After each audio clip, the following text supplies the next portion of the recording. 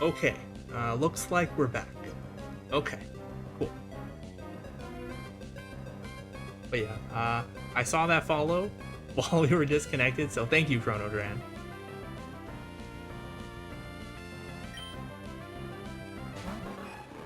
But yeah, so we were talking about kanji in Japanese. Yeah, not only can you guess based on the radicals, but if you just know uh, individual kanji and you see them like lumped together in a word, you can kind of guess the meaning of the word too, and maybe even the pronunciation. So it's like kanji do have some merit. Is the merit worth having to memorize thousands of kanji? I don't know. Maybe. Maybe not.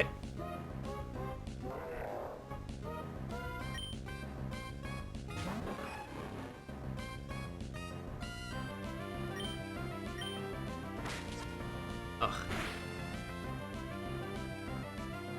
But yeah, my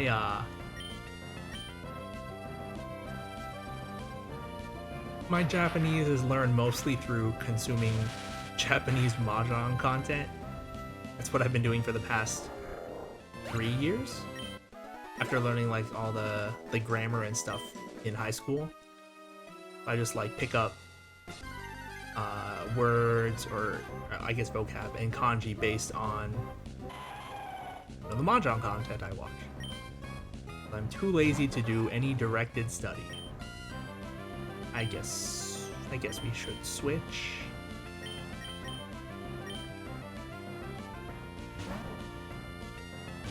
Of Benkyo? Is that Benkyo?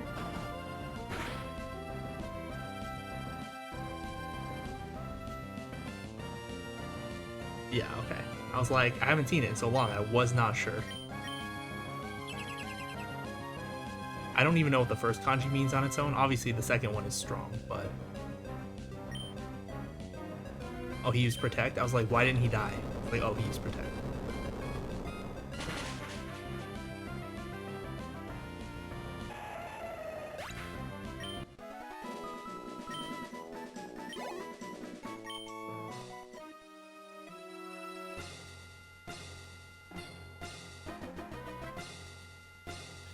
There's also the issue of a lot of kanji, usually the more common ones, that they have like completely separate pronunciation from, you know, their usual or their more common pronunciation. I guess we should switch.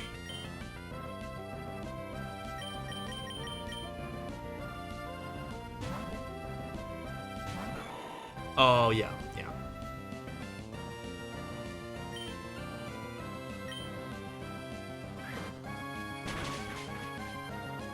Yeah, I guess that's an example, right? I was thinking of like Kotoshi, right, for this year, where, like, why would you pronounce this year as Kotoshi? Like, why wouldn't it be like,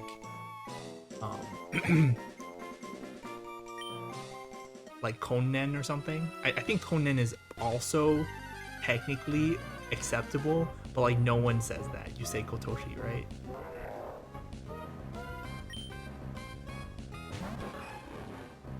So I guess. Or like Kyo, like for today. But whenever I hear someone say today, I don't hear Kyo, I hear Honjitsu, which I guess is okay. It might be better.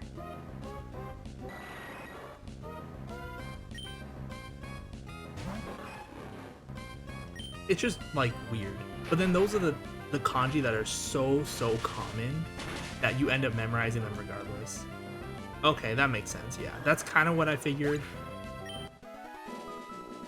Like whenever I hear, like in the M League, when they're talking about today's matchup, they use Honjitsu instead of Kyo. But yeah, that makes sense.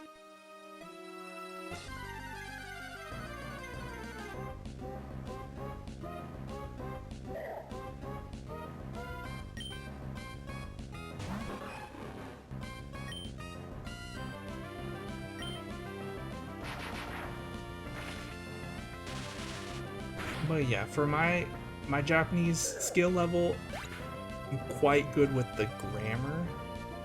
Oh, Kontoshi? Oh, that's possible. That's possible. Yeah, I could see that. The evolution of the language and all that. It's yeah, that makes sense. Um, yeah, my Japanese skill level, I'm pretty good with the grammar.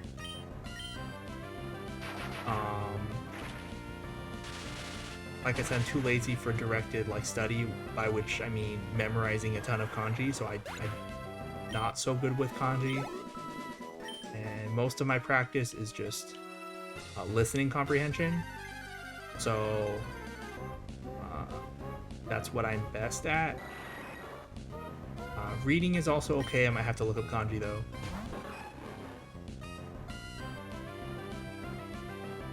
Writing and speaking is probably about the same.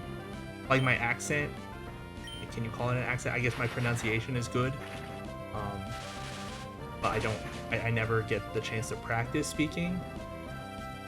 So it's like whatever. Same with writing. At least with writing, you don't have to memorize the kanji. You just type it in and then it pops up. Yeah. I guess I should switch now. We'll put Swampert back.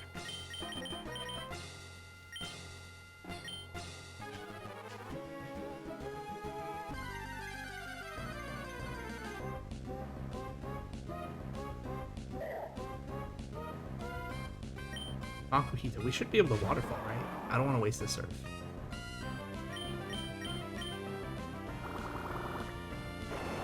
Oh yeah, it's totally real.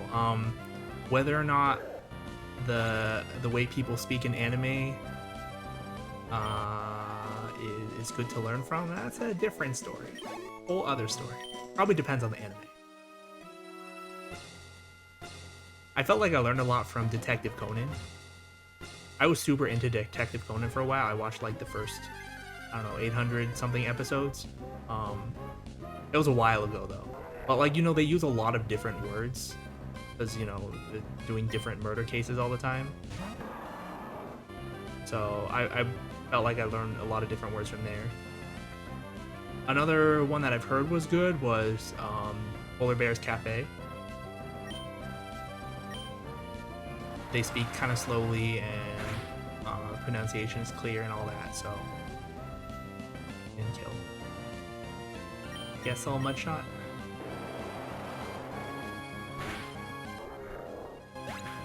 But like probably, yeah, probably like crazy fantasy or sci-fi anime shouldn't learn too much from. And like there's some characters that just speak so weird. It's hard to know what they're saying. But then also because of that, you might like be able to understand. Because some of those characters, they speak weird, but like that's a way that some people speak in real life. Okay. Like Heiji in Detective Conan. Yeah, like Kansai dialect. So like Heiji would speak like that and be like, it's so weird, I don't understand what he's saying. But then after a while, it's like, okay, I kind of understand what he's saying. And then when you speak to people in real life and they use a Kansai dialect, it's like, hey, I know what that means. Like I understand. Because of anime. Maybe when we get Swampert to level 50, he'll actually one-shot these Harayamas. Maybe not. Probably would take a good damage roll as well. What can you do?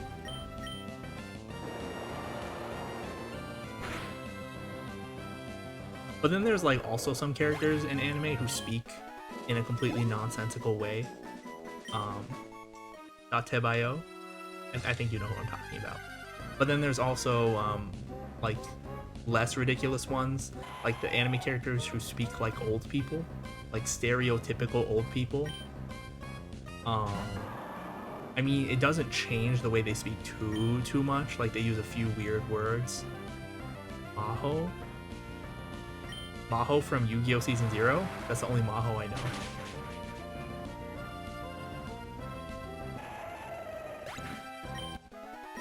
I don't even remember how she speaks.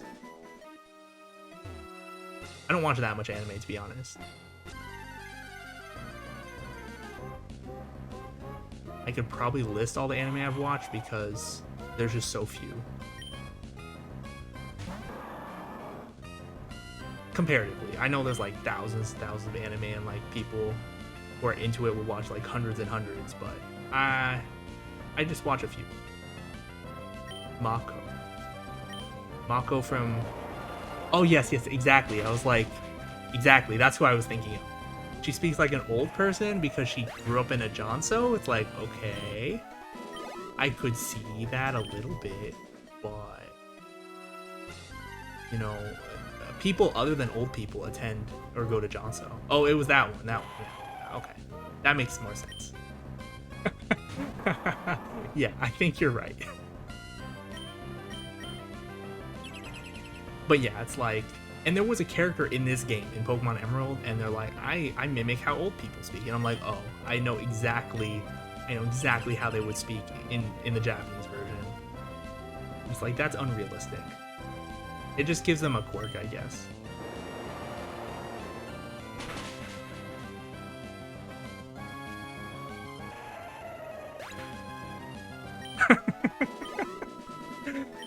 I probably should save. It's been a little while.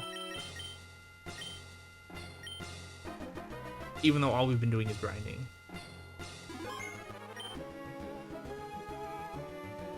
I think in the English version, that kid who mimics old people, he just would call you like a young one.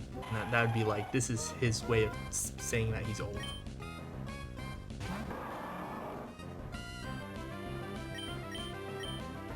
Hello, fellow kids.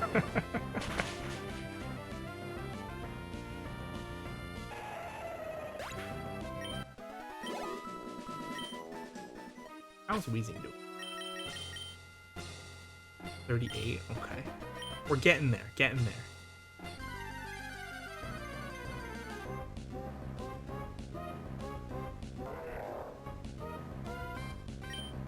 We should be able to one-shot this hard.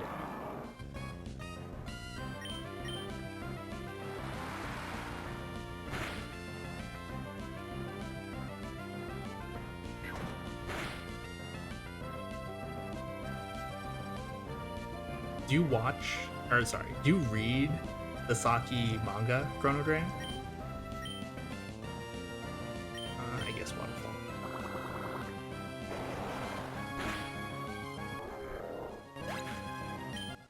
Because like the anime, there was the anime that showed the regionals. They did the Achiga season, which was Achiga's regionals all the way through their semifinals. Oh yeah, and then for Saki, the anime, they had their nationals arc, but it only went to their quarterfinals. Okay. Okay, so I feel like that's a long time ago, but at the same time, we only get one chapter, like, what, every 6 weeks or something like that? I think we're in the middle of the second match, or second players match in the finals. Whatever they call that. Yeah, I mean... yeah.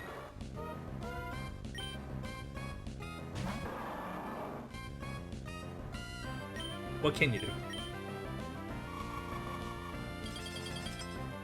At least it's a popular Mahjong manga. And it's pretty good. It'd be nice if, when the finals were over in the manga, that they'd make it into an anime. I'm sure that would help grab more people and, you know, get more people interested in Mahjong.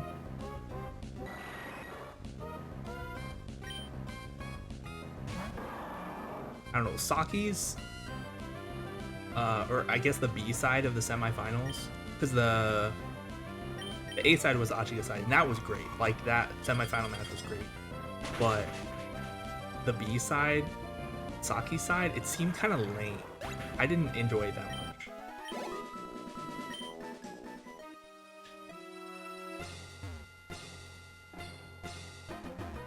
But now that Achiga and Shirai Todai are in the finals, I'm like, okay, good. I'm invested again. I don't care about Saki's team that much. Mako's cool. What's her name? The Hisa. Hisa's cool.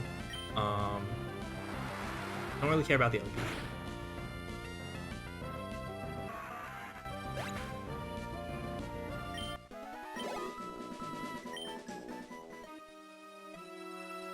They just kind of exist to win later. Who does?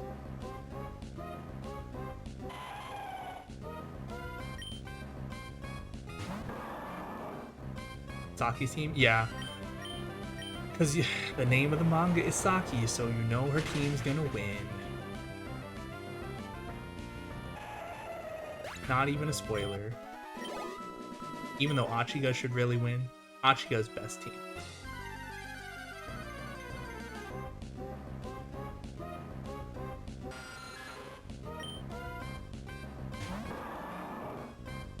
Although Shiraito is mostly okay. Just the... Actually, never mind. That was a lie. Just Teru's okay.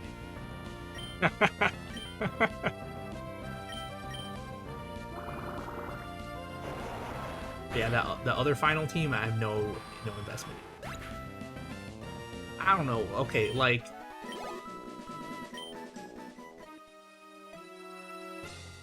Like I said, I don't watch anime that much, so I'm not, like, into the whole, like, you know, my waifu, best waifu type of thing. I care about, like, their mahjong and their personality.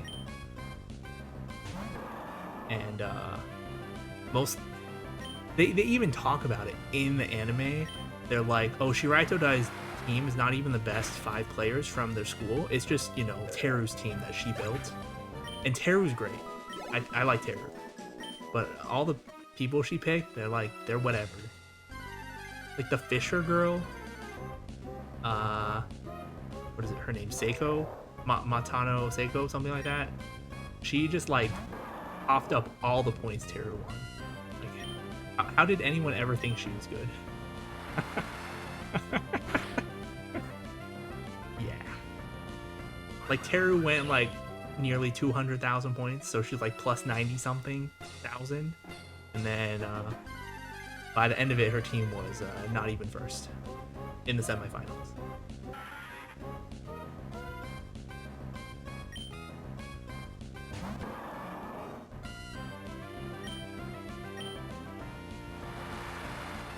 Like they threw really hard. They might not have even made it to the finals because of how hard all of her teammates threw.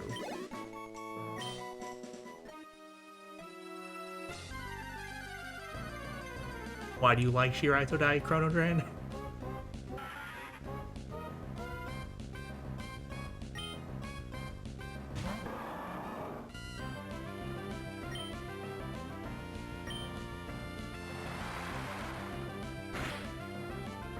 Okay. I'm in the same boat.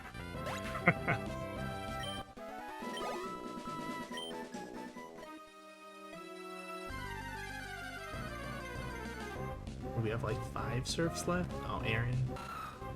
Well, this will be a one shot.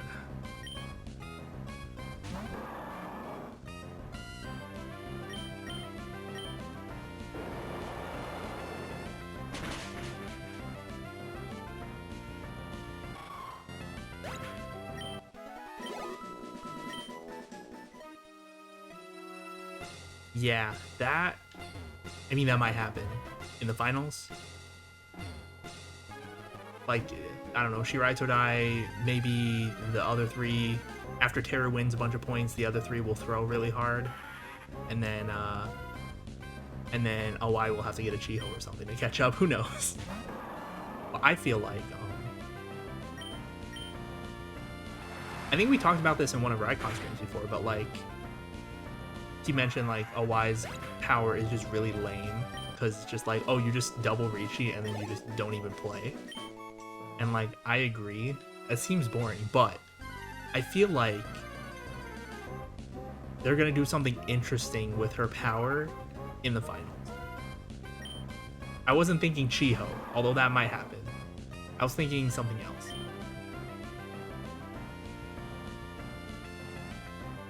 Waterfall Shop. Yeah, because you think, like, if you really like playing Mahjong, and then you had a superpower that made it so you don't play Mahjong, it wouldn't be fun. But she probably likes winning more than she likes Mahjong, so who knows. Or maybe to her that is playing Mahjong.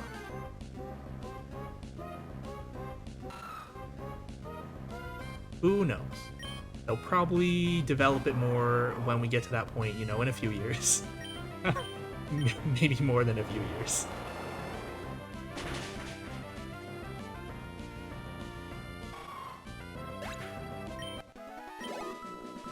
Yeah, she literally could just AFK until, like, the last corner, right? Because she can't win before then.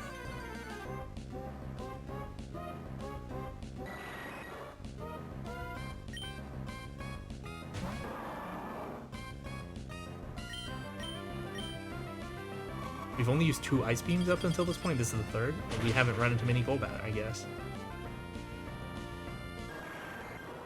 Okay, I absolutely gotta remember, when Swampert gets close to 52, I gotta go delete Waterfall. Oh, exactly. Would her powers work online? Probably not.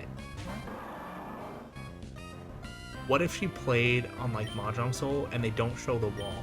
So it's like there's no corner for her to win on, so she can't use her power.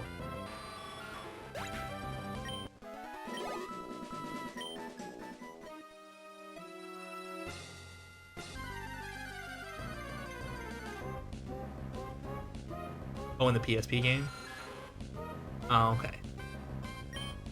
That's right. There are some Saki PSP games. Totally forgot.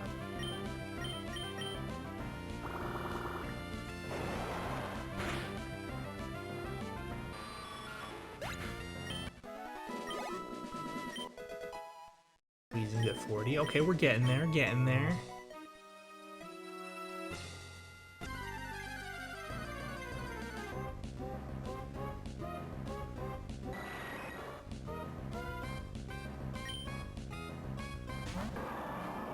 I always wondered how they program the powers. Oh yeah, I remember her. I don't remember her name because she appears like once. Yeah, I remember that. I was gonna say, I wonder how they program the PSP games, like the powers. Because you've gotta think that there's no way it's the same, like, sort of deal as, like, normal Mahjong. Because I'm sure they have a mode where you can just play as normal Mahjong, but with your anime waifu. But I'm sure for, like, the story or the mode with the powers, it's got to be completely different mechanics or something. So they have to rig it so that the tiles you need are where you need them. And it would depend on how you build your hand, right? So it might not be... It might not be, like, so easy. So, like, if you're playing against AI, who knows? They might just pull tiles out of their hand that you need. I have no idea. I have almost no experience with the Saki PSP game, so I'm just guessing.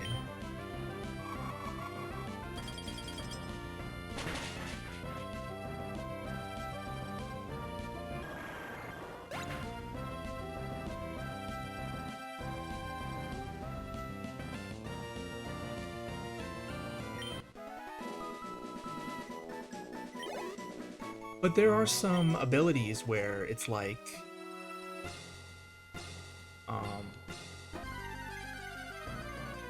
where, like, there are tiles that you need to be in specific locations towards the end of the wall or in the dead wall, like for the Rinshan or Dora indicators or stuff like that.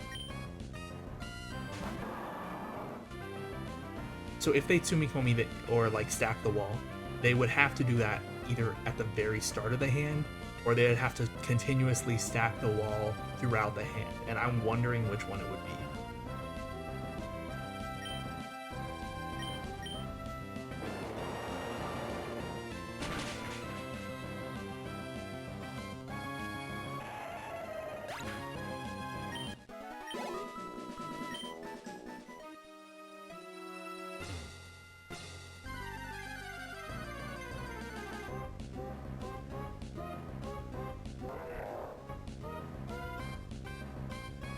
I kind of doubt that anyone's ever looked into it, but it's possible. I mean, Saki's popular enough that someone would do that. Because, like, I've seen, like, videos where they kind of show off the powers. Yeah, I have no idea. I could see it either way, honestly.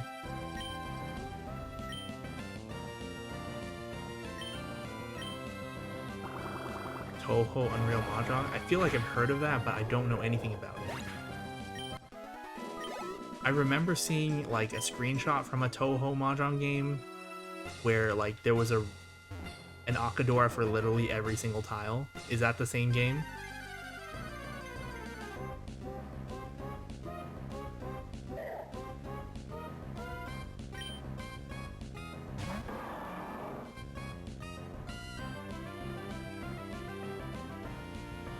Oh.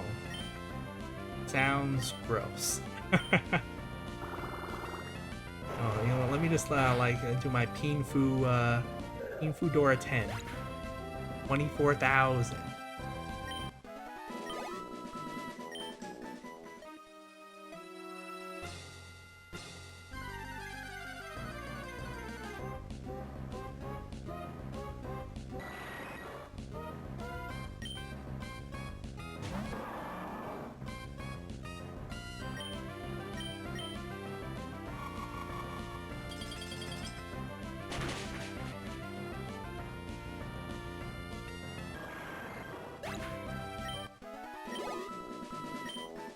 I'm guessing there are like powers in that Touhou Mahjong game. I should probably. You can change it. Like you can change it, or like it does it automatically, like Kuro in the Saki games, or what?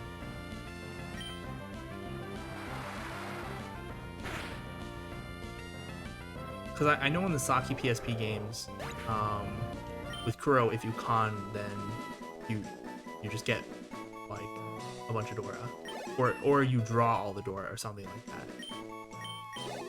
There's also the Usagi games where if you're Jackal and you make a con, you get Dora guaranteed. It might not be 4, but you get Dora somehow.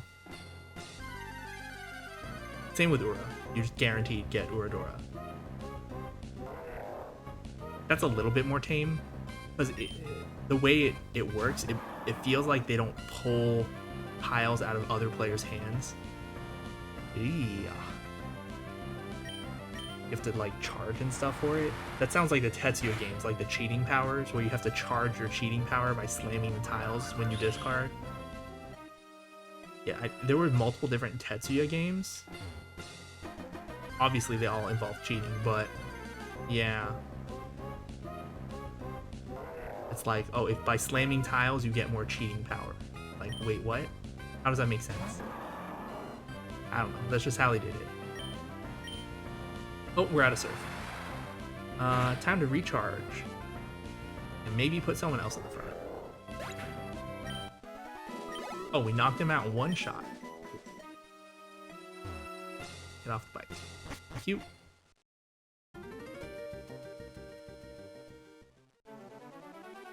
Yeah, I played the Usagi game, the second one. I watched the first one, like playthrough of the first one, and I played the second one. Oh yes, the distracting noises. It makes them pay less attention to you so that you can cheat.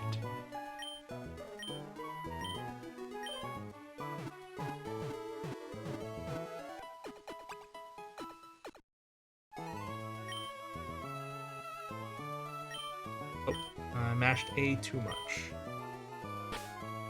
Okay, what are we gonna do with... Okay, Weezing is at the point where it could probably start fighting on its own. At least a little bit. I guess I'll teach it the moves.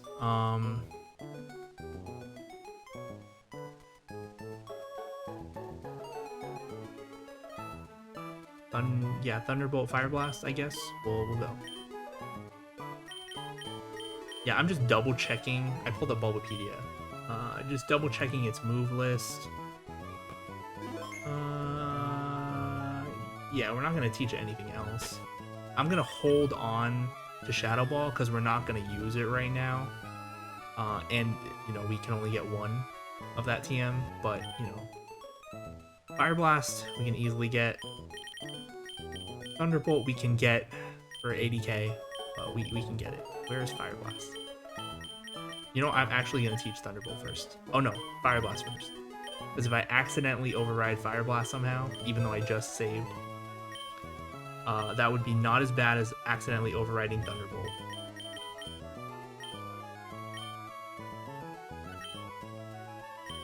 So gross, I have to pay 80k for some of these TMs.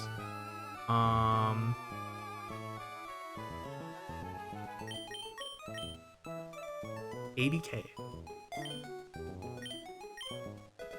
I have to pay 80k to get Flamethrower on my camera. I have to pay 80k to get Thunderbolt on my Weezing.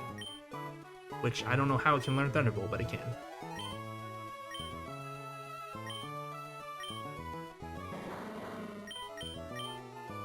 We'll keep Haze for now. We don't need Smock. What else?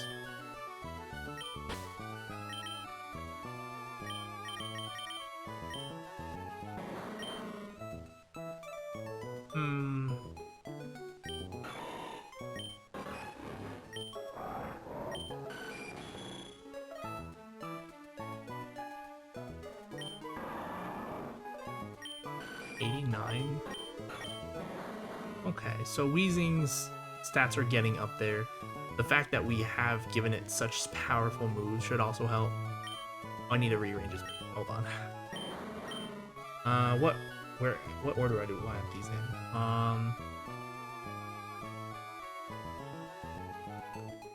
Let's put Thunderbolt first.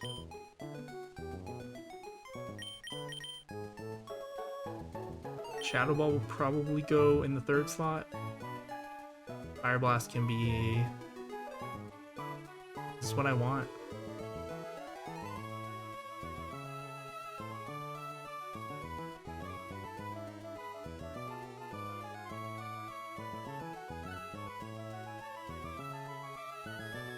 Yeah, I'll probably put Shadow Ball in the 3rd slot.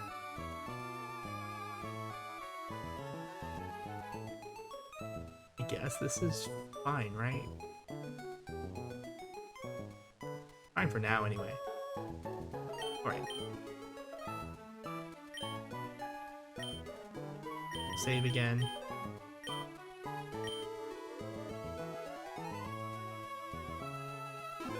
Yeah, and then Swampert, it's gonna learn Earthquake at 52. I was kind of thinking I want to also keep Mudshot in case we do double battles instead of Waterfall. And so I would want to delete Waterfall before I learn Earthquake because HM move.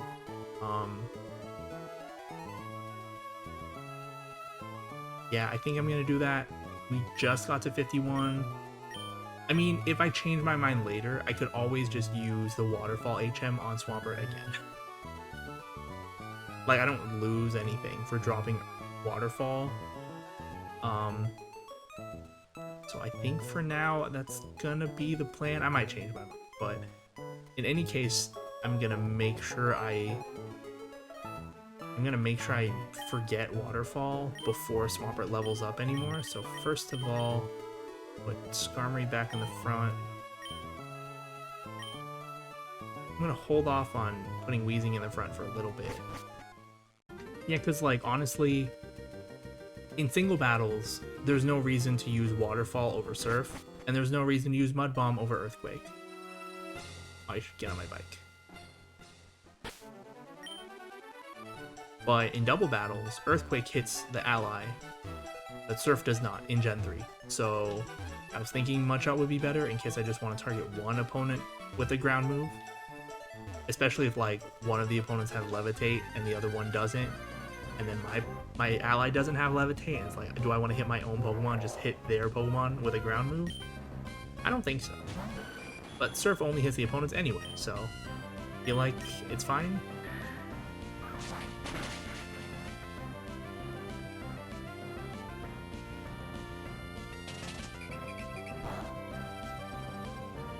So yeah, I'll just have to keep in mind before Swampert levels again.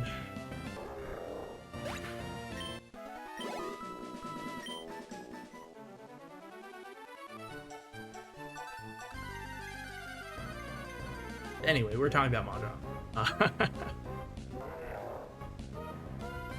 Mahjong. Yeah, Saki, there have been quite a few updates since you've last read, I think, Chronodran.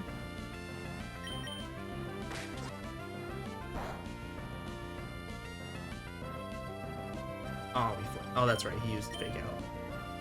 And he tried again. Yeah, it's pretty good. I'm liking the fight so far. I don't know, I actually was thinking about playing some sort of, why did we have to miss? Maybe I should have used Swift. I'll think about it next time, maybe.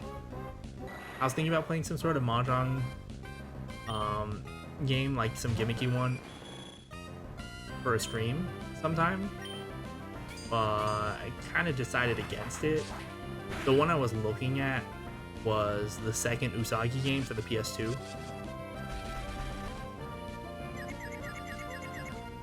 Because I thought it was interesting enough. The voice acting was good. Good, like, pretty good, but then there's some weird voices, but that's probably on purpose. It's very dramatic.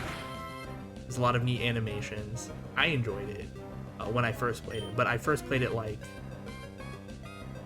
3 years ago, before I started getting into like Mahjong competitively, like super serious hardcore competition Mahjong. I feel like I wouldn't enjoy it. Yeah, you could probably find it online. It was pretty easy for me to find. Yeah, I feel like I wouldn't enjoy it now because I'm too like deep into like the hardcore competitive side of the game, where I'm not sure if I would enjoy a gimmicky game where all the characters have crazy powers. Oh, and some of the characters, their powers are really bad. Like, unbelievably bad. Like, they're actually a detriment, as opposed to... Like, I'd rather just play normal Mahjong than have this person's power. Like, some of them are just that bad. But then some of them are actually good. Most of them are actually good, actually. Actually, have I said actually enough? But yeah, most of the characters have good powers. A few of them have really bad powers. And not like detrimental in a good way, it's like detrimental where you just rather not have power. Okay, so one of the characters, he has a power where if you win a few hands in a row, you start getting ridiculously good starting hands, like double Riichi level with other Yaku thrown in, like Honitsu. So you get like double Riichi Honitsu with like Yaku High or something, and it becomes ridiculous because you pretty much just win at that point. But to get at that point, you have to win a few hands in a row, and until you get to that point, all your starting hands are trash, like on purpose. That's part of the power. You have to overcome those trash hands in order to get to that point, and it's so difficult when all the other characters have actual good powers and they just win really quick, and then you just can't do anything. Additionally, part of that character's power is that he tells you what tiles to discard. Like Nodoka in the Saki games, it'll be like, this is the good tile to discard. Except, sometimes the AI gets like really crazy and they want to go for Honitsu even though you have a normal looking hand, and they're like, here, break up this Mentsu. Don't worry about it, just throw this Mentsu. Oh, here, this pair of Dora, it doesn't match my Honitsu, throw it away. Like, no, we're not doing that. So yeah, You have to not listen to the AI, what tile the AI tells you to throw, and you have to overcome his garbage hands. But then if you do, you pretty much win the game. There's another character who has... maybe. Yeah, like, that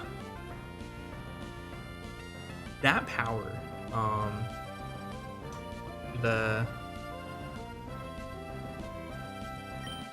one that, what's her face has? Yuka. Yeah, the one that she has, where Toki just tells her what to do, and then she automatically wins the hand. It seems busted. It has a limited amount of uses, which is what balances it out, but it's like, oh, I use my power, pretty much almost guaranteed to win this hand.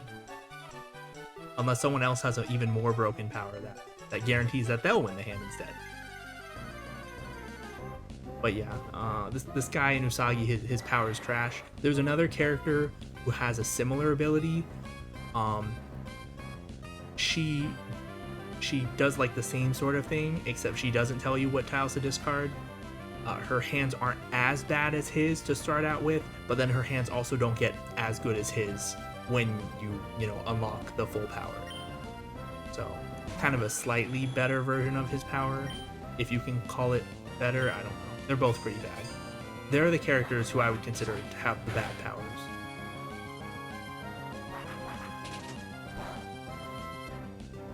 Usagi himself, his power is not that good either.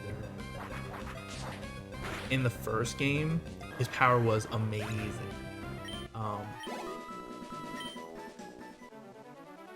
Because Usagi's power in the manga is that he can tell when other people are Tenpai, and he knows they're winning tiles, and he's more likely to draw their winning tiles, so they don't win. So he can just hoard them all. In the first game, what it would mean is that whenever someone gets a Tenpai, you pretty much just draw all their winning tiles and they can't win. You might not be able to win either, but they just can't win. And that's pretty good. And I mean, you could still make a hand yourself using all the tiles they force you to draw. Cause like, you could use it as an Anko or repair or something.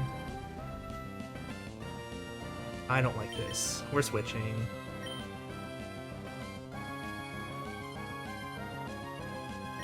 Go easy. We'll use the Thunderbolt. Okay.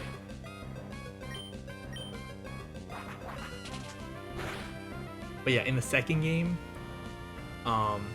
Usagi's power was limited to just the first part, pretty much. You only know when your opponents are Tenpai, and you know what their winning tiles are.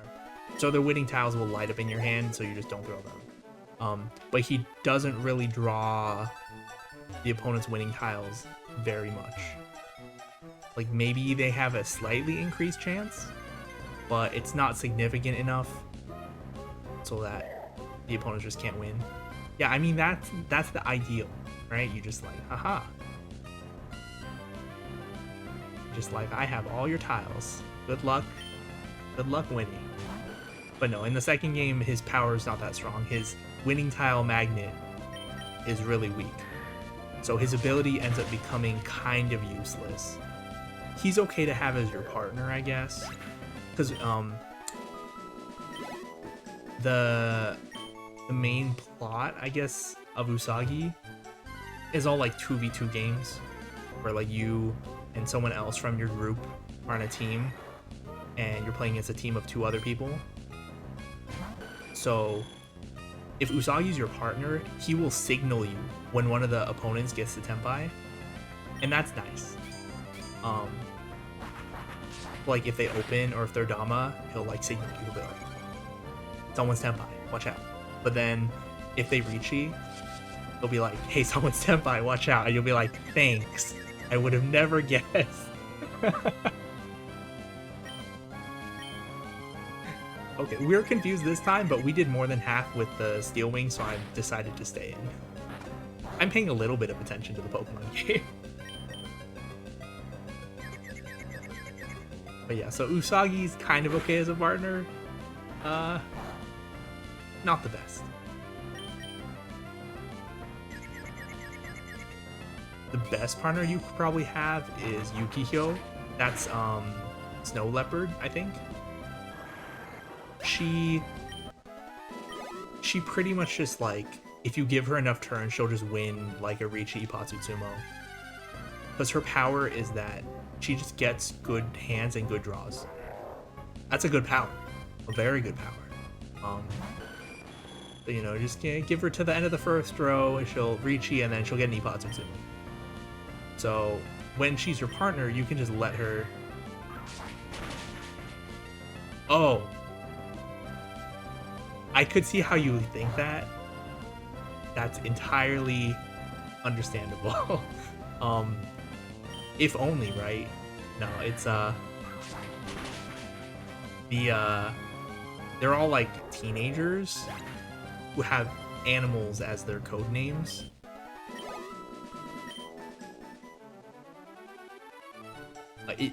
The plot makes exactly 0 sense. 0. I tried reading the manga and I'm like, this makes 0 sense. Why am I reading this? The mahjong's okay, but like the plot is so stupid.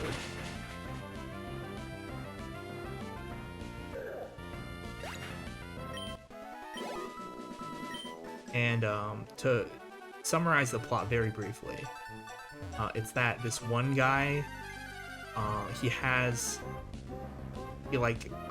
gathers a bunch of rep players to do like high stakes mahjong, usually against like, you know, the Yakuza or whatever. But for some reason he decides he wants teenagers instead of, you know, experienced adults.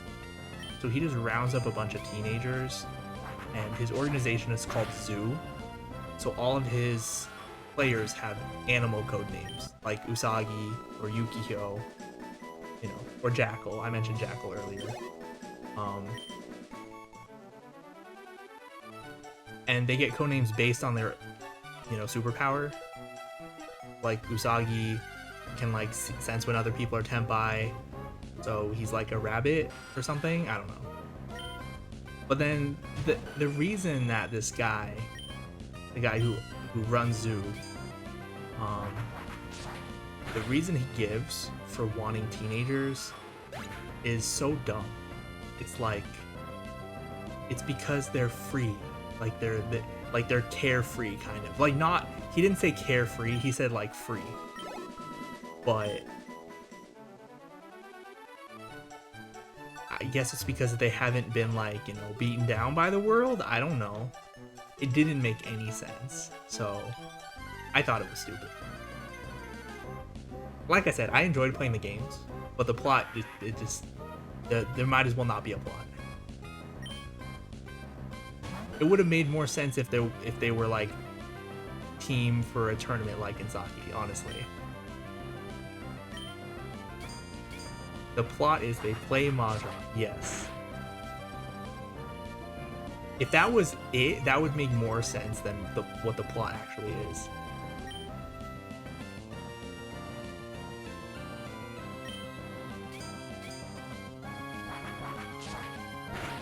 But yeah, the interesting part about Usagi though is the 2-on-2 aspect. So like there's team play and signaling and stuff. It's really interesting. And that translates to the video games. Like they program that sort of thing into the games. Like I said,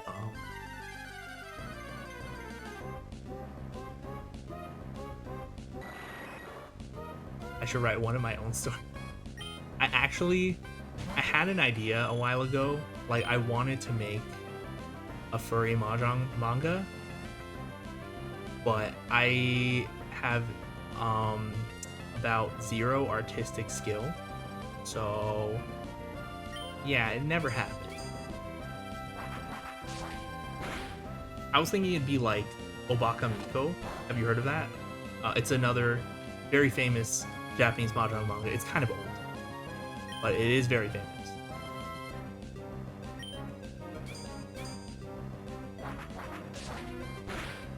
They actually had a live action adaptation recently. It's only available in Japan on Abema Premium. I watched it. It was okay. But yeah, Obaka Miko.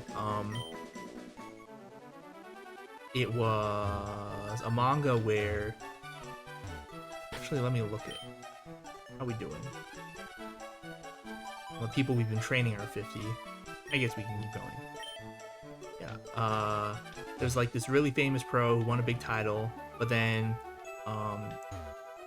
all the effort that he put into winning that title, it ruined his marriage. So his wife divorced him, and so he lost his passion for mahjong after that. He's like, well, if mahjong's gonna cost me, the love of my life, then I don't want to play anymore. But then as he's about to quit, he gets roped into a game with a new pro, and she's not very good at the game. This is a side note, but you don't actually have to be good at mahjong to be a mahjong pro. I could explain that in detail, but that's besides the point. So anyway, she's a new mahjong pro. She's not very good, and he's like one of the best. So she asks him, like, "Hey, can you teach me, please?" And he reluctantly agrees because she's very persistent. But he had already given up his pro license effectively, so he wants it back. And the guy who runs the organization, he's a real jerk, so he's like, no, you don't get it back, but I'll start you back at the bottom if you want. So he ends up rejoining the pro organization where he was once the top player, and he goes through the leagues again with his new pupil. And so every chapter, pretty much, they play a little mahjong, and he teaches her one thing. But like every day, he teaches her one thing, something simple, that she can remember and apply to her game immediately. And not only is the story very interesting, you can actually learn. Oops, I should have used air cutter, whatever. Yeah, not only is the story interesting, but you can actually learn a little bit more about mahjong theory from reading the manga. Whether or not the things you learn are, good in the modern times, because again, the manga is quite old.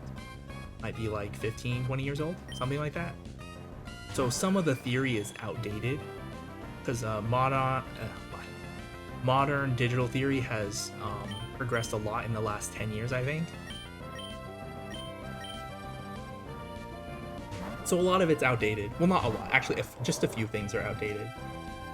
But most of it's still good.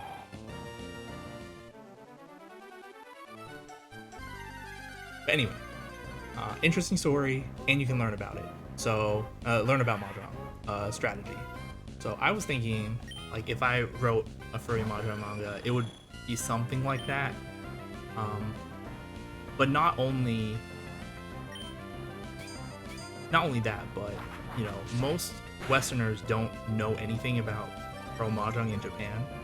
So I figured I would, cover some of the stuff. I was like, how'd he flinch? I was like, wait, we have King's Rock. That's exactly why. Sorry. Quickly going back to the game, I put King's Rock on Skarmory because Silk Scarf wasn't worth it, and I gave Silk Scarf to Breloom. So since King's Rock works with all of Skarmory's moves, I'm like, yeah, might as well. Skarmory's, fast enough. Yeah. I put it on like a long time ago, and I just forgot to mention.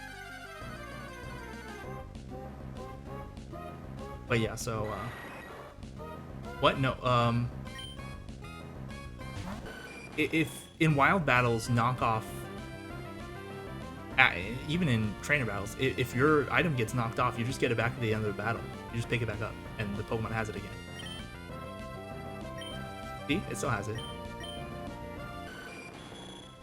Oh, there it is. Yeah, it's not like you lose it.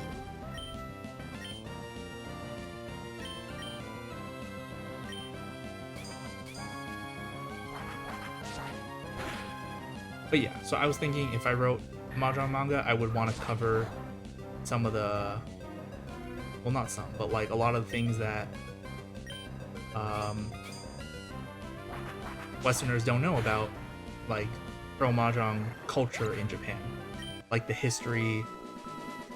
Although it would have to be, you know, like a made-up history based on, you know, what actually happened, but you know, and like the culture, like what it takes to be a pro, what's expected of them, and like how hard it is. But yeah, again, I have no artistic skill, so it didn't happen.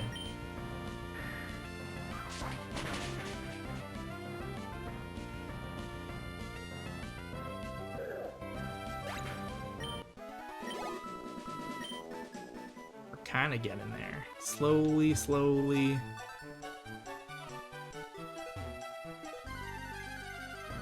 Exactly.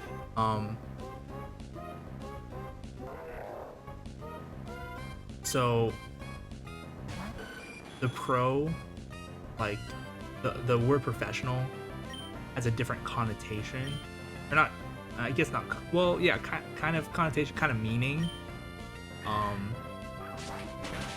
When it comes to professional Mahjong. So if you think like a professional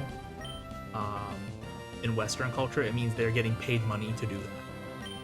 And in Japan, it's the opposite. Or for Japanese Mahjong, I should specify. It's the opposite. You basically pay money to have a pro license and enter league games or events. So you're losing money by being a pro. Only like the best of the best or very famous pros actually can make money through Mahjong. It usually be like by guest appearances or winning like super big tournaments, like the Saikyo-sen that has a huge cash prize, or you know, writing books or stuff like that. The books wouldn't make as much money, but it's mostly like the guest appearances. That changed with the M League, because the M League, it guarantees all the players base salary. It's not a ton. It's enough to live on. But like obviously you'd want more. So they would make more through their guest appearances and stuff, and their books and stuff too. So, because you know, like pretty much, well, not all, like a lot of the M Leaguers wrote books after the M League started. I've read a few of them. They're good. I've read Katsumata's book. It was very good. I'm reading Murakami's book. I haven't been reading it recently because I'm lazy. Because I'm reading it and then I'm also taking notes in English. But like if I want to review it, I could just review my English notes.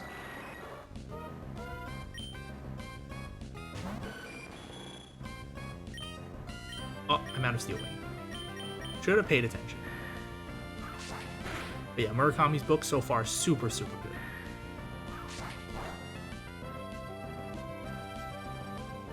Yeah.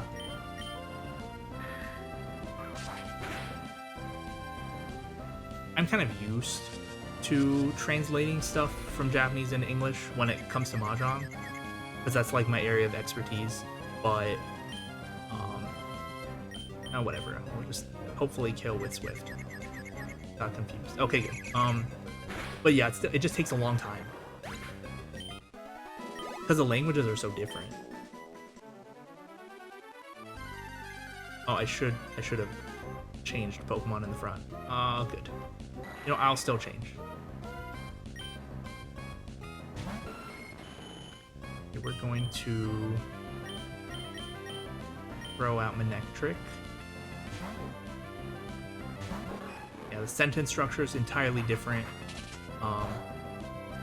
And like one thing is that in Japanese, like a sentence can be ridiculously long, and that's totally fine. But it's like in English, you have to split it into like 3 sentences. And there's a lot of like things that require context. Personally, I think English is the stupid language, but you know, what I grew up with.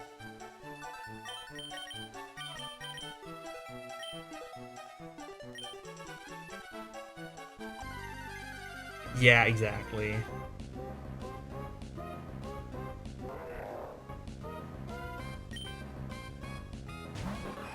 Yeah, I really don't like English as a language, but you know, what can you do?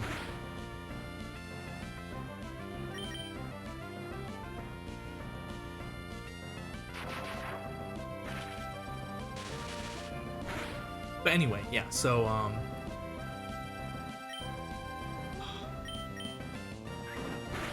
we will take him out with Quick Attack. But anyway, yeah, being a Mahjong pro isn't like being a professional in the Western connotation of the world. It's more like paying a bunch of money to join a super serious Mahjong club, which I would absolutely do if I lived in Japan. I would absolutely be a Mahjong pro. Try to bait. If I'm gonna do that, why don't I just bait the Mahjong god or the Isekai gods into reincarnating me into a Japan where Mahjong is like a huge deal, like in Saki? Why not go all the way?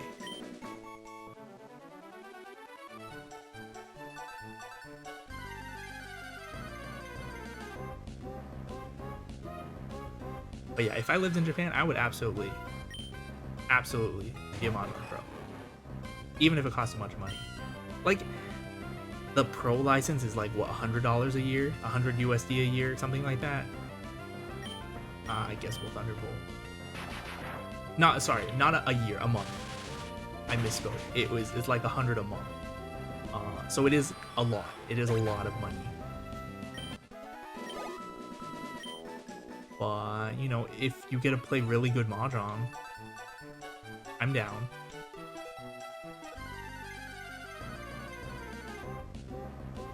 Yeah, it's so much money. Like, you can get a pro license even as someone who doesn't live in Japan. You just have to go to Japan and take a test. And the test isn't terribly hard. The problem is, it's just the money. Like, if you want to keep that license, you have to pay 100 USD a month. And then you don't get any of the benefits of actually being a pro, like playing in their league matches or events. Like, why would you do it? It just makes no sense.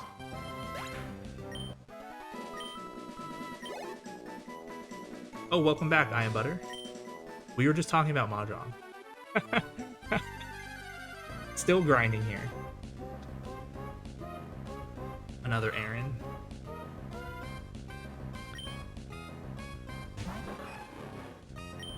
Are Weezings getting up there?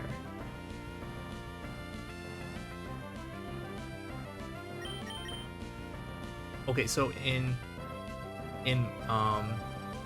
Mahjong-centric Isekai Japan, the answer is probably. Because in Saki, right, there were already like teams of Mahjong players drafted by businesses.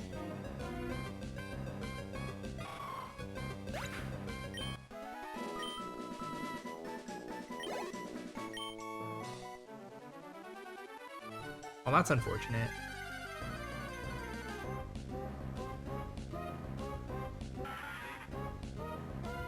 Donuts, huh? I would say to just get them delivered, but that comes with its own set of inconveniences. So yeah, that's unfortunate. Sorry to hear that.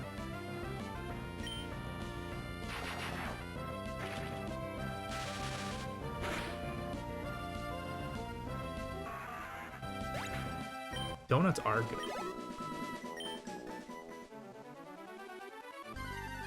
I haven't had donuts in a long time.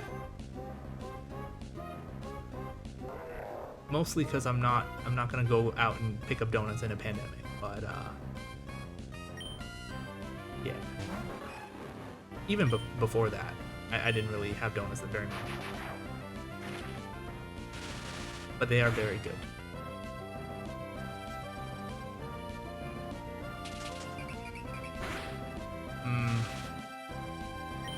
Okay, I'm gonna try Bite. I don't think either Quick Attack or Bite will kill, but Bite might flinch. And combined with the paralysis chance... Oh, it killed. Okay, good.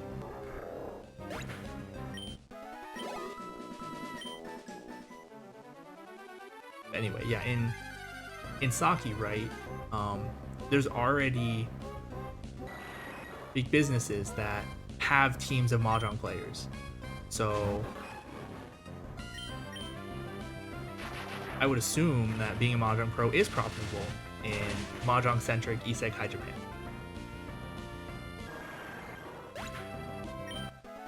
I mean, you see the stage they prepared for a national high school tournament.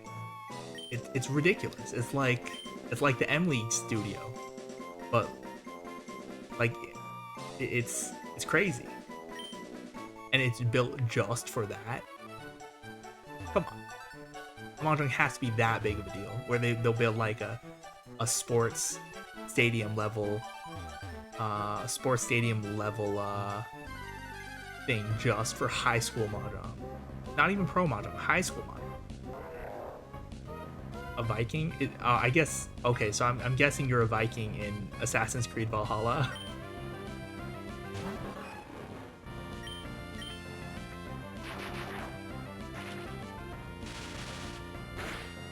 That would make sense.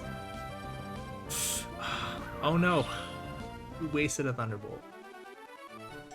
The Hariyama are just so annoying. Why do they have Thunderbolt? Why can Hariyama, or not Thunderbolt? Why can they have Whirlwind? They're just gonna wave their huge hands at me and push me out of the battle.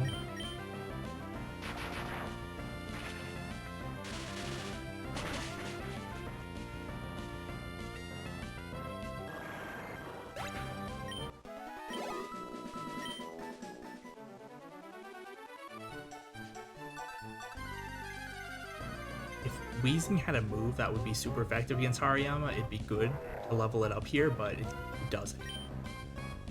Not even if we put Shadow Ball on it. And no Psychic or Flying moves. It'd be funny if Weezing could learn Aerial Ace. Because a lot of weird Pokemon can learn Aerial Ace for some reason. Okay, I think we're just gonna have to Thunderbolt this one. Like I mentioned, Registeel can learn Aerial Ace? Like, how? But it can. In Gen 4, anyway. I don't know about this gen. I remember I put Aerial Ace on my Registeel. I think so. Oh yeah, I was thinking about getting Regice for the Elite Four. But it's like, eh. And then like Regice, all the good moves that you can give it are all like the expensive TMs. So it's like, eh. Guess I'll pass. Probably be like Thunderbolt, Ice Beam, and then Ancient Power, eh. Ancient Power is still physical in this game, so like, eh. Regice's attack is not that good. And when I played competitive, I had a Regice, I had Amnesia on it, and that was pretty good. Because the special defense is just so high, you just double it, and it's like, well, good luck getting over this. And then Thunder Wave, of course, but Thunder Wave is not a TM in this game.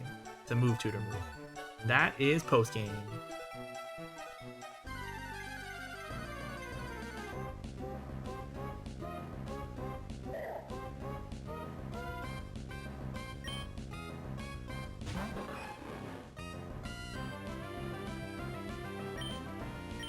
one more Thunderbolt after next turn.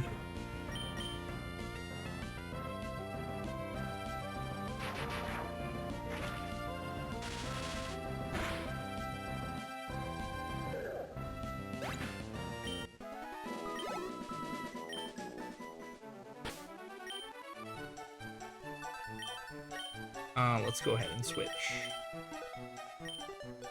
You have to be very, very wary of Swampert's experience. As soon as it gets anywhere near 52 or leveling up, we gotta switch and go delete Waterfall.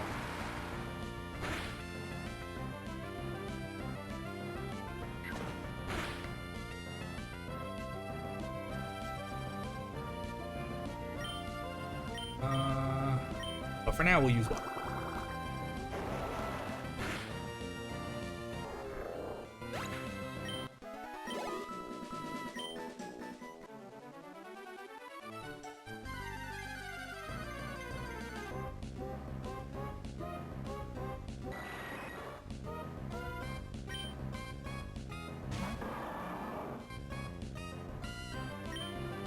At least the battle theme is really good. There's like, I don't know, some... Like, Pokemon music in general is good. But there's some that's just like, I don't want to listen to this over and over again.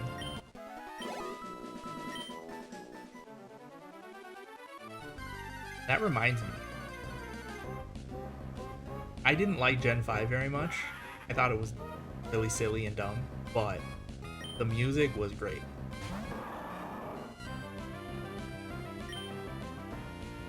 Like, even though I only played through Gen 5 game once, and I didn't really enjoy it, I remember the music being super good. Sun and Moon, I don't remember what that sounds like.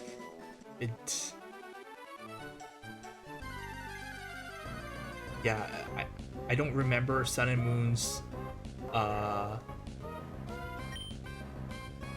I don't remember its music making any sort of impression on me.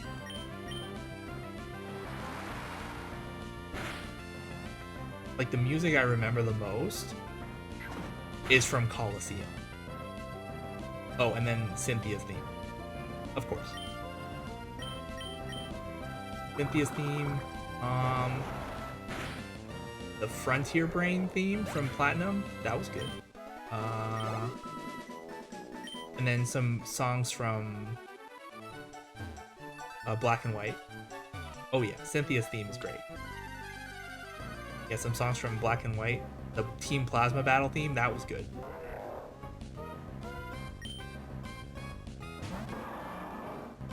And the low HP theme, I like how they, instead of, you know, just having that incessant beeping, they just made it a song. And even though the song does get kind of grating after a little while, it's a nice touch.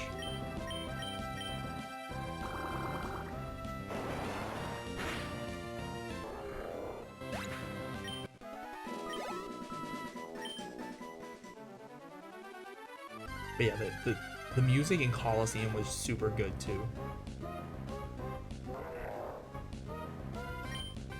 It's another reason why I'm looking forward to playing that again. To hear all the music again.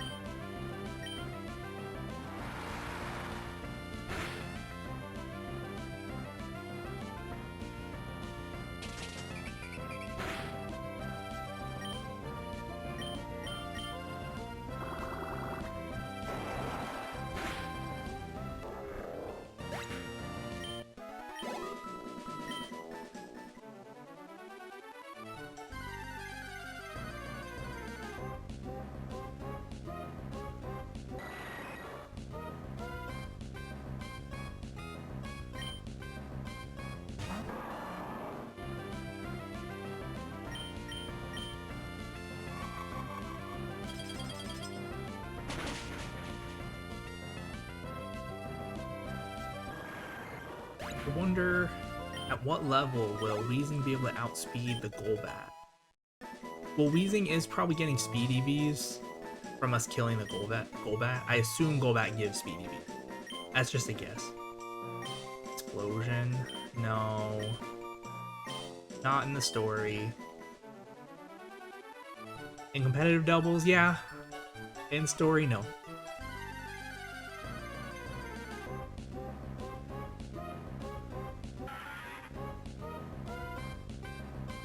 Oh, cool. I'll check it out after the stream. I mean, I could look at it during the stream.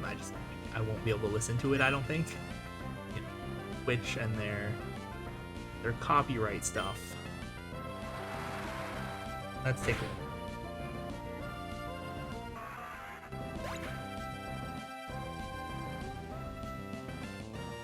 Oh, I see the title, and it's like, oh, I can see exactly where this is going.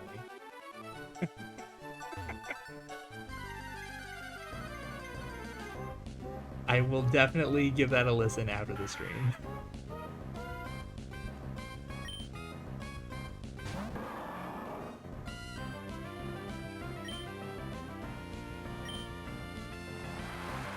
Do you actually like Xatu?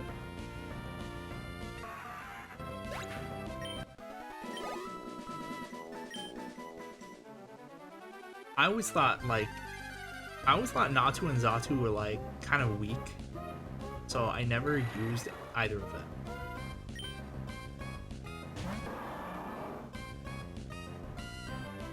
It probably didn't help that they came out in Gen 2 when, you know, movesets were really, I don't think, is thin the right word? You would move pools, I guess. Oh, design-wise, that makes sense.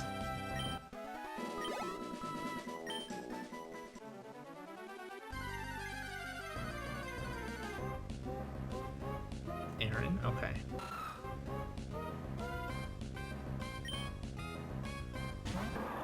We're more than halfway. I gotta keep an eye on the experience bar. Why can wild Pokemon learn Protect by level? Why can Pokemon learn Protect by level up? What made the designers think that was a good idea?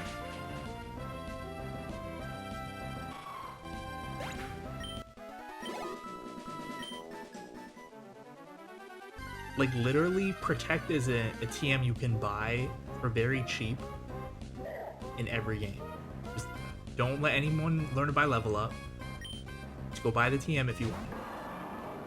And then they can put it on trainers Pokemon. Like, that's totally fine. Exactly, yes. If they want to put it on other trainers Pokemon, totally fine. Wild Pokemon, they don't need it. Well, that reminds me. So, in this game, you fight against Maxie and Tabitha with support from Steven. But Steven's team is like trash. When, you know, he's your ally. He has like a Metang and a Skarmory and an Aggron. And the Skarmory is fine. Like, his build for the Skarmory, totally fine. His other two Pokemon, like, how are you champion with this sort of team? I know they have to, you know, make the team weaker and, you know, match the level that you're supposed to be at that time, but it's like, come on, still. You could have made his team a little bit better.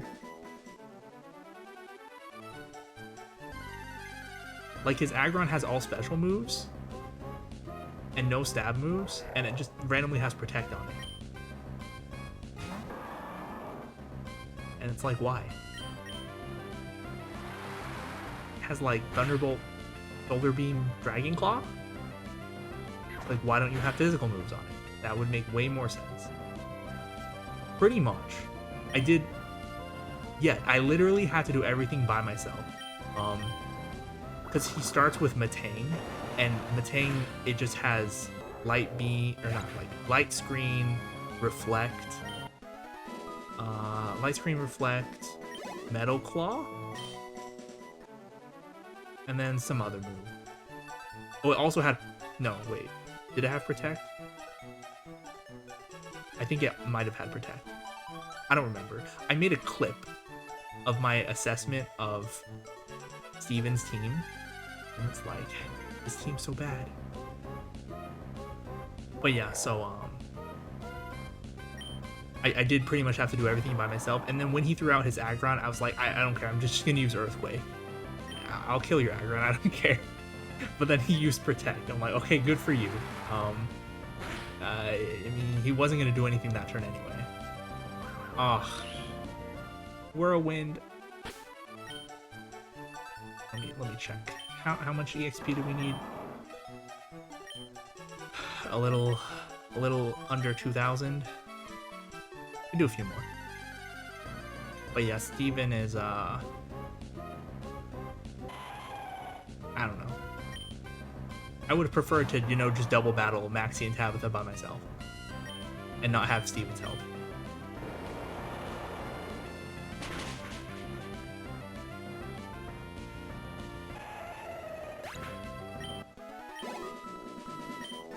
At least he asks you if you're ready before the battle, which he always does, which is nice. It's not like he just ambushes you and he's like, all right, we're battling them now, go. He's like, are you ready?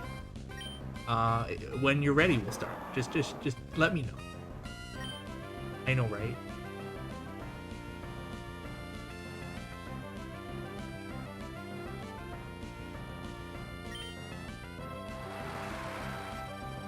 Yeah, he was the one who needed time to set up, of course.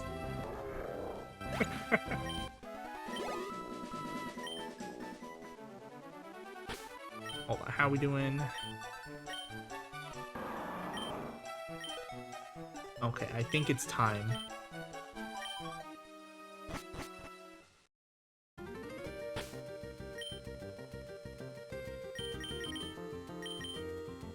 Time to forget Waterfall.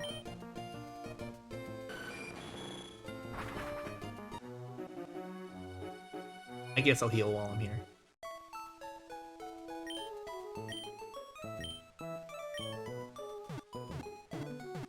Yeah, finally we'll have Earthquake on our Swampert.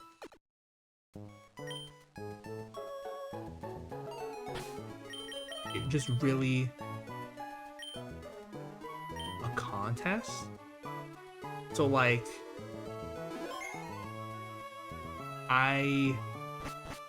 I've never done a contest.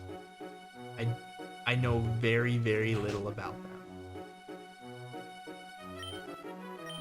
If you had to convince me to do a contest, what would you say? Like, what would you say is the fun part about it, or the interesting part about it? Because to me, I was like, this is kind of a waste of time, and I don't want to make Pokeblocks and stuff, so I'm just not going to deal with it, and I just never did.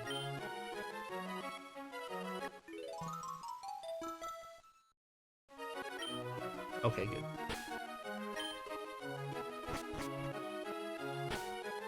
Yeah, if there's something I'm missing about contest... Okay. Yeah, that's kind of what I thought.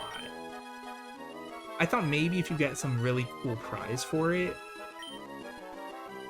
then it might be worth doing. But I'm guessing no.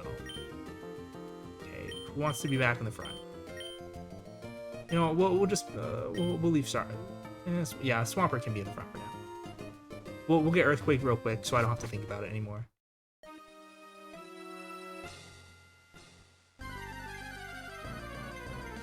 I could see that. It's like completely different because I know the effects, like how good a move is during battle and how good a move is during a contest are completely separate. And I know you're supposed to like, oh look at this, nice hyphen. Yeah, so I know like you're supposed to build like combinations of moves. Oh my goodness. You're supposed to build like combinations of moves that increase their effectiveness with the judges or something. And then you can also have moves that mess with the opponents in the contest somehow. Like you make them nervous or something so they don't do as good. I don't really know. And yeah, I guess for contests, your level doesn't matter, right? Oh my gosh, stop with the whirlwind. But yeah, for contests, your level doesn't matter, right? It's just your moves and your, I don't know, your Pokeblock stats or whatever. I don't know how that works.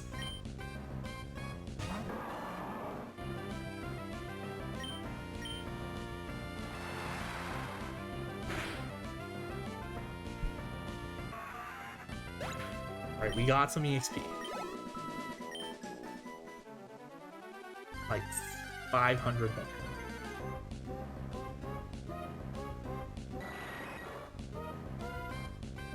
I totally forgot there's contests in Diamond Pro Platinum. Absolutely forgot. They kept contests around? Huh. Yeah, I played Platinum, but that was when I was getting back into Pokemon after skipping Gen 3. I did not know they had contests. They probably told me about it in the game. I remember you could like decorate. Oh yeah, you could decorate your Pokeballs, right? You could put those seals on them, like the stickers, and then some fancy effects would happen when you throw your Pokemon out. You learned Earthquake, yay! Okay.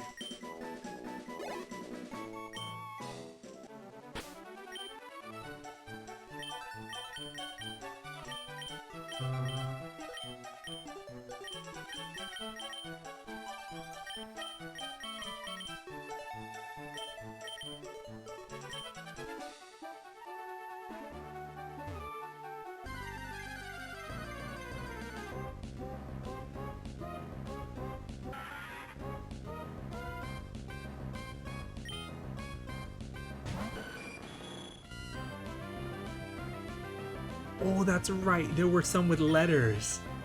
I forgot about that.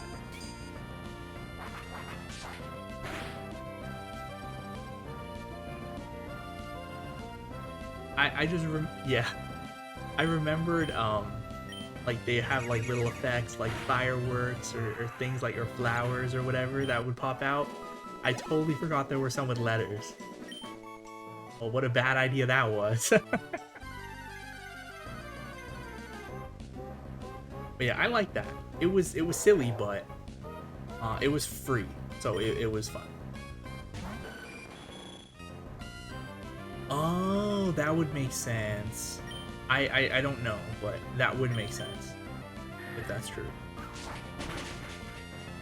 Yeah, I remember catching all the unknown. I just had one box. Oh my gosh, Whirlwind. I just had one box with one of each of the unknown. Probably a waste of time, but you know. But yeah, the decorating your Pokeballs for those effects, it was pretty free, and it didn't require investment. Like for actual contests, you had to actually make a Pokemon and teach it a specific moveset. Oh, confused Ray. But yeah, the investment required to do Pokemon contests wasn't worth it for me. So yeah, I didn't bother. It's the same thing with some of the Battle Frontier things in this game. Like, we got a preview of them from the battle tents. One of them was the rental battle, which, although I like the concept, the Pokemon in the battle tent were really boring. Like, they were all really bad, and it was just a matter of picking the ones that were less bad than the other ones to be on your team. I feel like maybe once we do the post game, I'm not sure if I'll stream the post game. I haven't not decided yet. Maybe a little bit, not probably not all of it. But if we get to that point in the post game, I think I might give that another shot, because I'm guessing the rental Pokemon in the full like Battle Frontier area will be better and it will be more interesting to do. Whereas in the battle tent, they were all like unevolved like level 30s with crummy movesets. Battle Frontier and Heart Gold Soul Silver, from what I remember, I liked it. Was it different from how it was in Platinum? No, it was about the same, right? I think if I turn on my Soul Silver, I'll have like 1,000, like several thousand battle points. Because I played that a ton when I was a kid. Well, I wasn't a kid, I was a teenager, but it was really, yeah, I was pretty much the same. But yeah, I think it was fun. Yeah, that was around the time when I was dabbling in competitive in Gen 4. So like I would, breed my Pokemon for natures or specific moves, and then EV train them. And then I actually stood a chance in the Battle Frontier. So I enjoyed it. Because that post-game stuff, the Battle Frontier stuff, if you don't have EV trained Pokemon, you're kind of screwed. Like if you go in with your story Pokemon, probably gonna lose. Because the opponents will have EV trained Pokemon with actual movesets and stuff.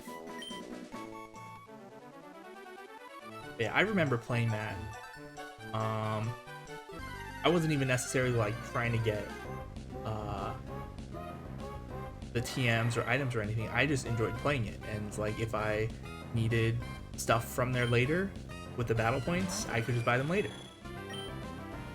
I don't know if I liked every single, because there were like 5 different things you could do, right? I don't remember if I liked all of them, but I liked at least some of them enough that I spent a ton of time on it.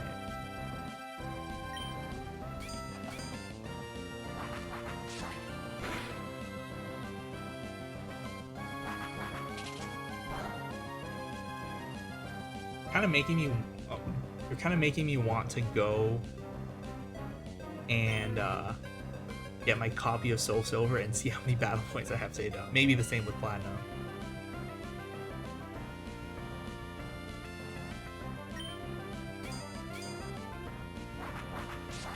We have the internet. I'm gonna just look it up. But what are the gimmicks? Battle Frontier, Generation 4.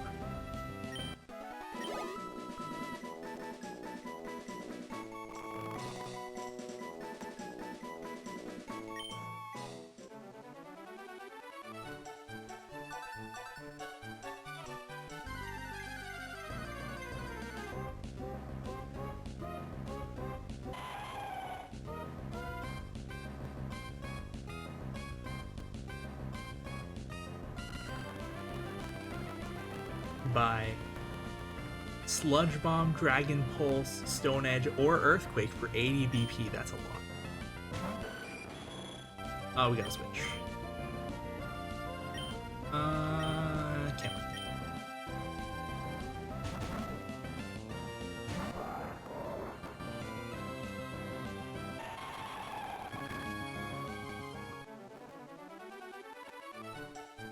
Well, they all have their own pages on Bulbapedia. Wait, did we get roared? I was like, I didn't use a move. We must have gotten roared. I wasn't paying attention. Annoying.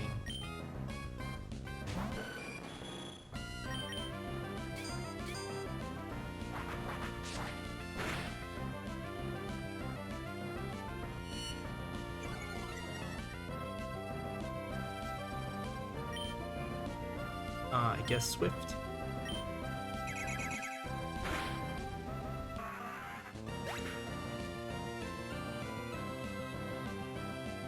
Looks like the Battle Tower, you just beat 7 trainers in a row.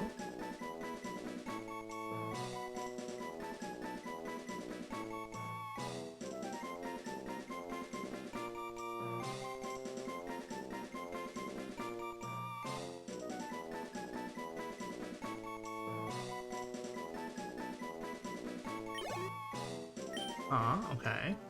That's probably the normal.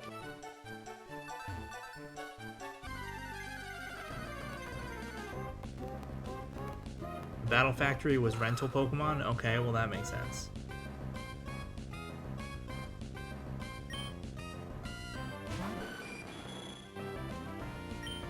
Oh, no, we're switching.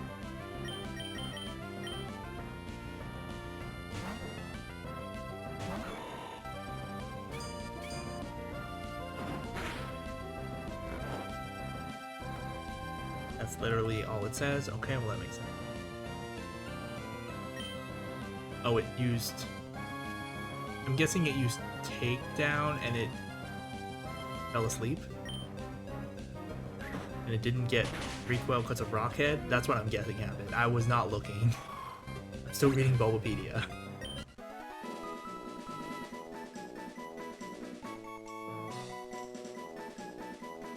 Battle Arcade. Oh, I remember this. There's a random events that would happen for each battle in the Battle Arcade.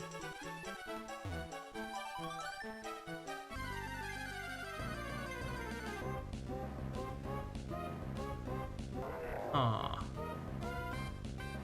Seems like...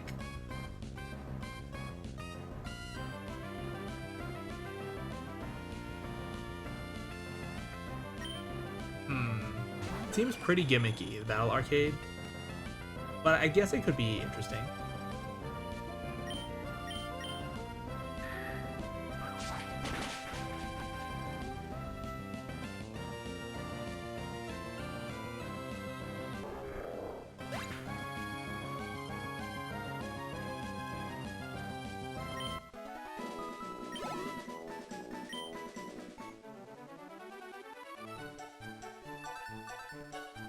Oh yeah, if you need to go to bed, no worries.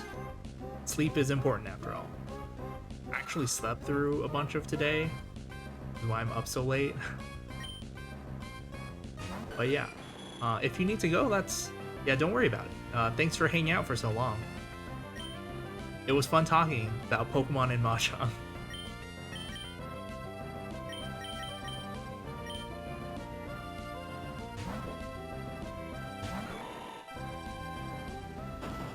Takedown again.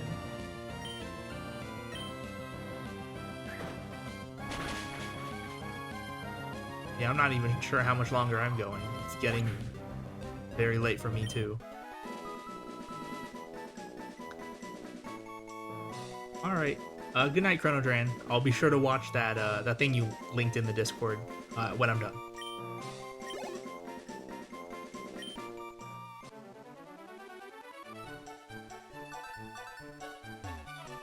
Okay, I'm gonna keep reading off the Bulbapedia for the Battle Frontier though. Let's see.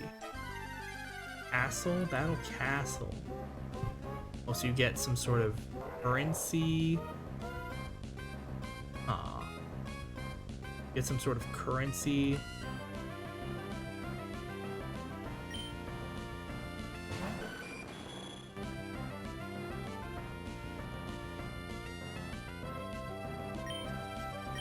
That you can use to get items for your Pokemon or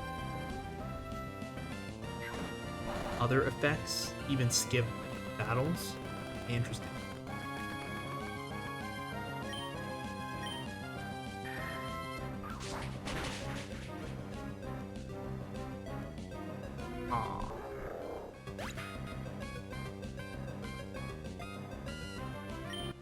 Seems again kind of gimmicky. I could see where where people would like the option to do these things, like you can just pay for it with your currency.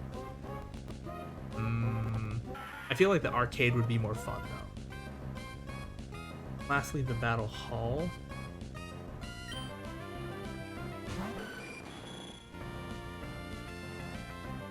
One-on-one battles?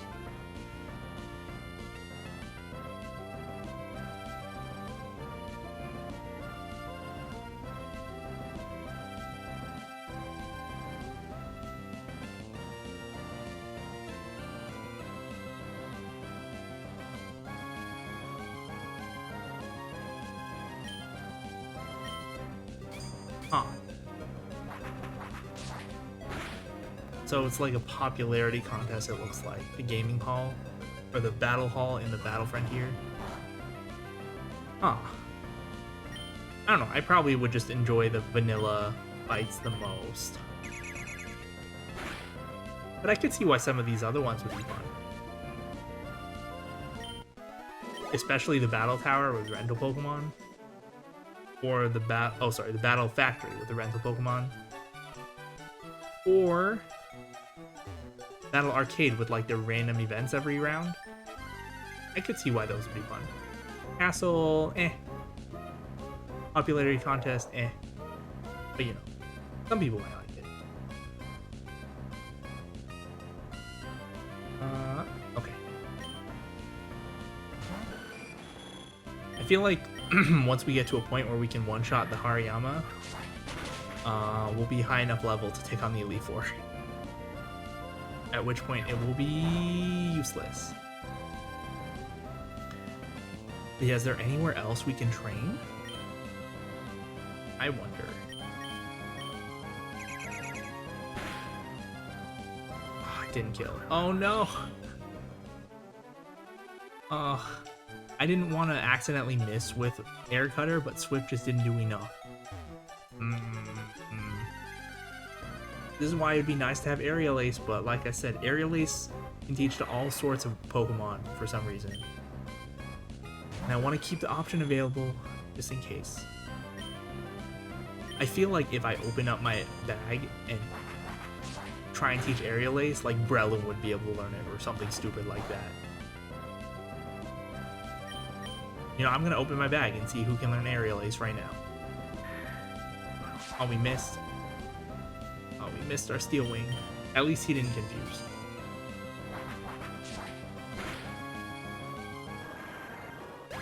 Okay, here we go. Opening my bag. Right now. Aerial Ace is 44? Or 40? What's 44? 44 is rest, okay. Oh, that's right. In this gen, flying is... They made it 2 different colors. They make it like a pinkish purple color later, right? Is that right? Or do they just make it like... different light blue? I don't remember. Whatever. Oh, no. Breloom can't learn it. Oh. Still not gonna teach.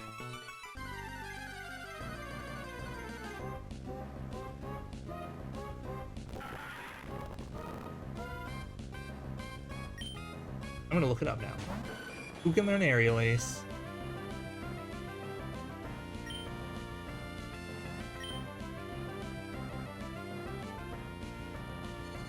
Oh, we missed again, and we got confused. Oh, what a pain.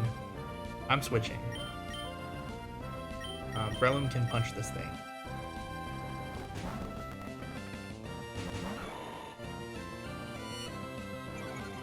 That's fine. Let's do a Sky Uppercut.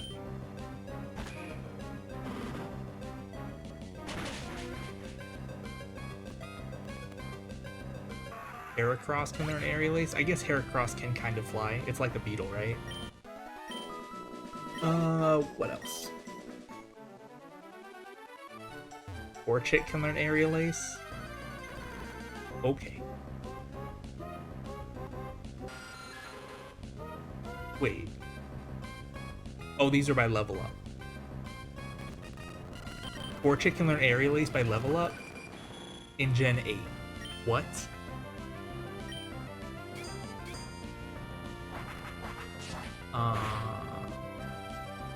Gallade? Gallade can learn Aerial Ace by level up, but it's... Actually, yeah, it's by level up, yeah. In Gen 7 and 8? Who else? Goat? Like Grass Goat? Can learn level up, or Aerial Ace.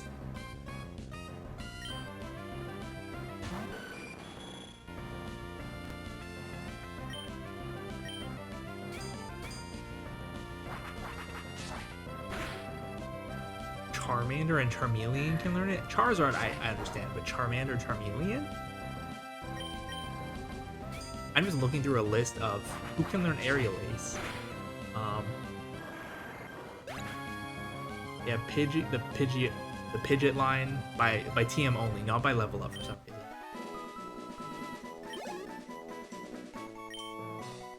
reason.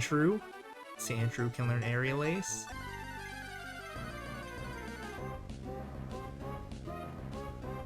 Female Nidoran, Nidorina, and Nidoqueen can learn it, but not male Nidoran, Nidorino, or Nidoking. Okay. I don't get it, but okay.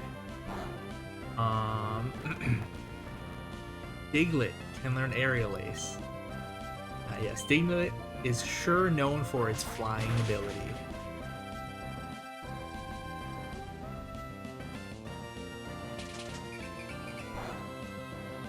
Okay, please perish. Perish. Meowth can learn Aerial Ace. Psyduck, Golduck, Mankey, Primeape, Growlithe, Arcanine, Slowbro. This list is so long. I'm still in Gen 1. Okay, so I should probably mention that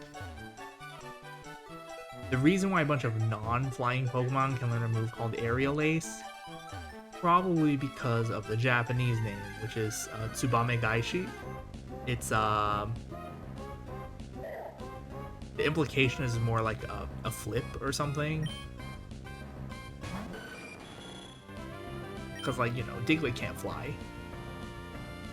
But maybe it can, like, for me to describe it as a flip is not 100% correct or accurate. It just, I don't know how to describe it. It's like its own thing. So that's probably why they had trouble translating it and then just decided on Aerial Ace.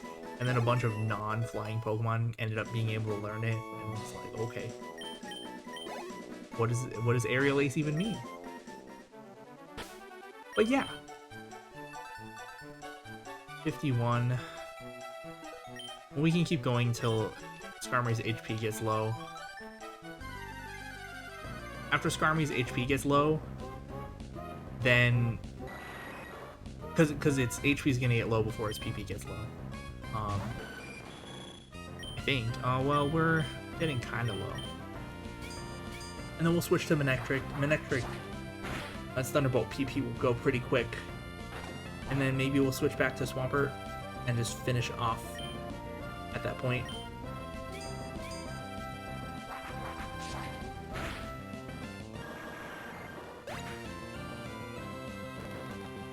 Anyway, I'm gonna look what Gen 3 Pokemon can learn Aerial Ace. Shiftry can learn Aerial Ace. Probably be good for coverage, honestly. I'm not sure Shifttree's move pool.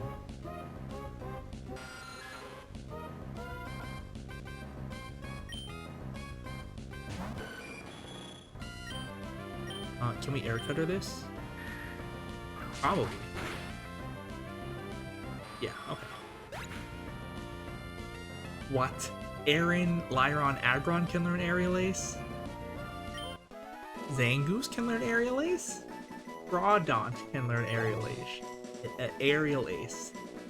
Ekleon can learn Aerial Ace. Like I said, Registeel, Aerial Ace. I was not mistaken. It can learn Aerial Ace. Amazing. Are these all in this gen? Flygon cannot learn Aerial Ace in this gen, but it can later. Did we miss our Steel Wing? We did. I'm switching. Go Weezing!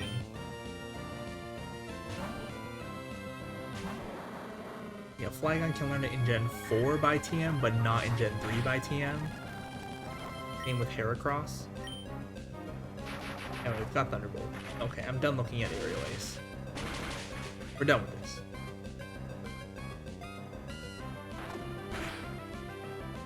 Oh, Thunderbolt didn't kill. Well, we are not that much higher level, and we don't have Stab. I was gonna use Sludge, but was like, wait, no, he's poison. Not a Thunderbolt. Is to be expected.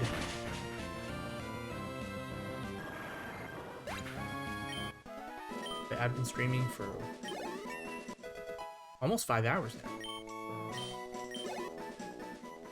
I would just hold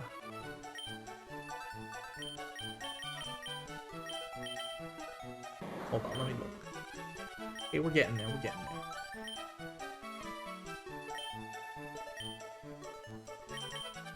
Yeah, like I mentioned earlier, I was just like, I don't feel like doing anything, and I kind of want to, um, deal with this in Pokemon Emerald sooner than later. So I might as well just, stream like a chill level grinding stream. It's been fun so far.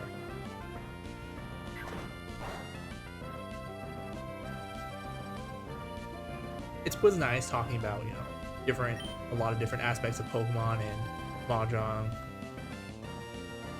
anime, manga, all that stuff.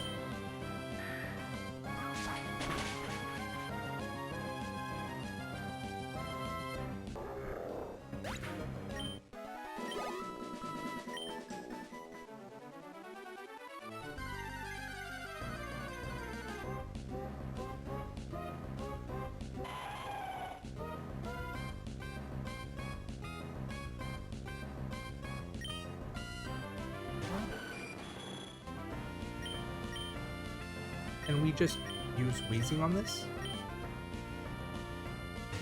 I want to see how much Flamethrower does. Oof. Well, we have high defense. I gotta crit. Okay, use Fire Blast. I said Flamethrower, but I forgot I changed my mind and did not want to spend another 80k. That was acceptable. We'll use Thunderbolt this time.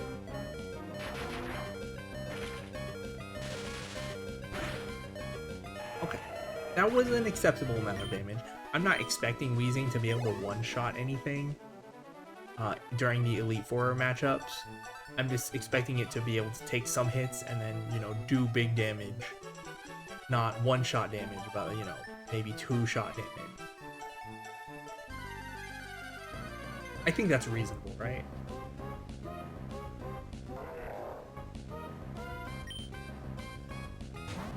And like I could level up everyone to like 60 and just steamroll, but that's no fun. I'd rather have like a team of 6 Pokemon at around like level 53, 54 than a team of 5 Pokemon at around like level 58. But I think it'll be more interesting. We have the Air Cutter. Yeah, steamrolling, it's not as interesting.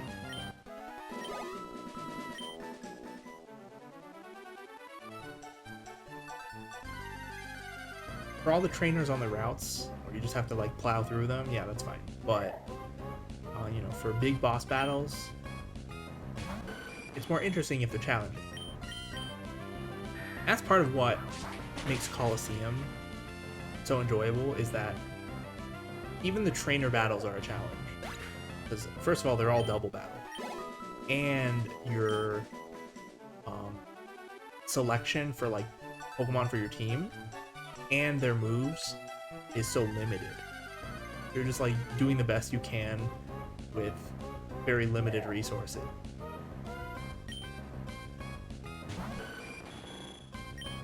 But mainly the double battles. I like double battles.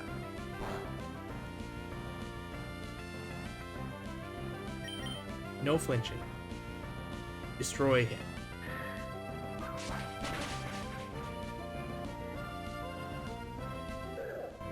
Okay. Very good.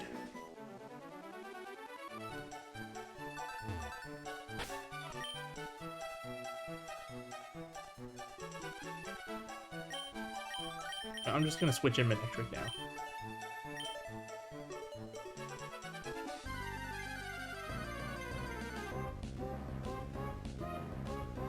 I wonder if maybe I should give Soft Sand to Swampert now that we have Earthquake. Oh, you know what? We got the Magnet, right? Even 10% won't. Okay. Maybe with good damage. After this battle, I'm gonna switch the Magnet for the Black Glasses. At least in here, having an extra strong Thunderbolt will help. And before we didn't have the Magnet, so I didn't even think about it. I was like, oh, we don't have the Magnet. The Black Glasses are fine. But now we have the magnet. So we got it from the trick house. Give electric. Yes. Yes. Okay. So maybe with when we get a good damage roll or they're a lower level Hariyama, like 38, we'll be able to one-shot with Thunderbolt. Okay. We'll see. By damage roll, I mean that in the damage formula for Pokemon, every lived.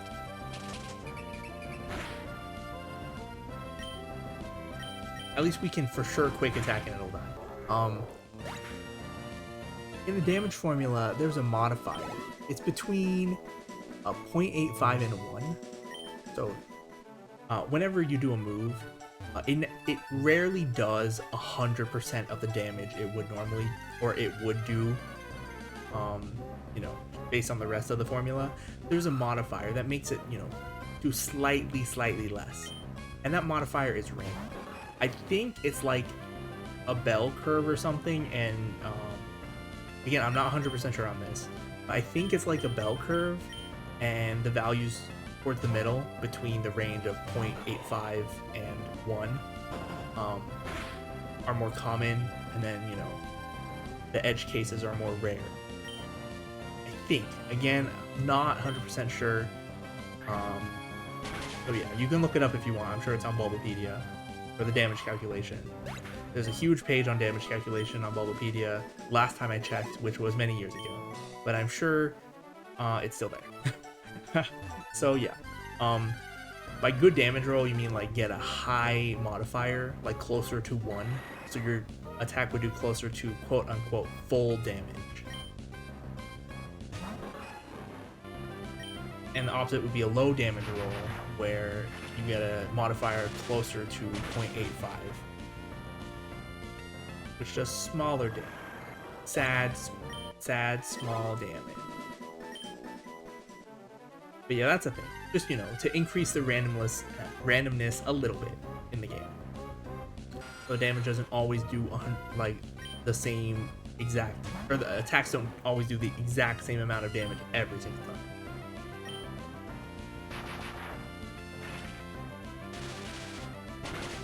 And in competitive, people get really crazy about that sort of thing. Like, they would account for the damage roll in their builds.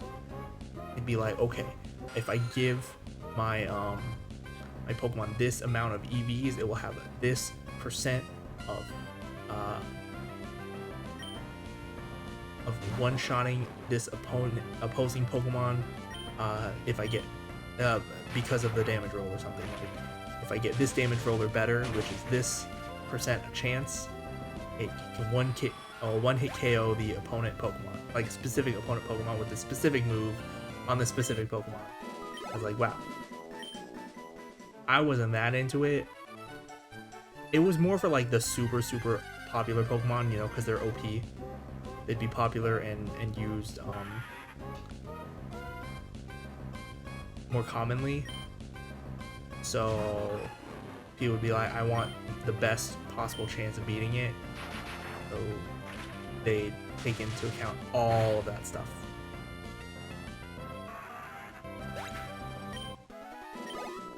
Again, I wasn't I wasn't that much into it, but I knew that that sort of thing occurred.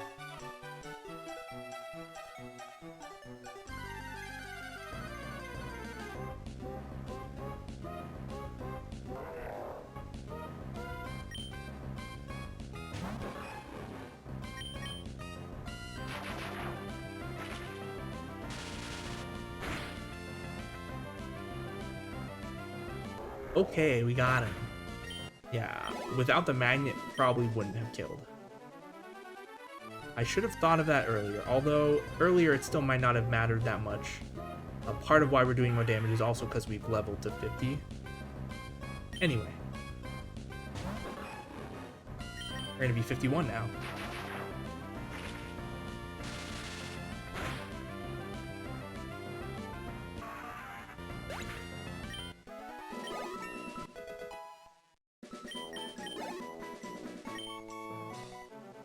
Okay, we're getting there, we're getting there. It'll probably be another... I'll have to do another stream of this. Level grinding. To,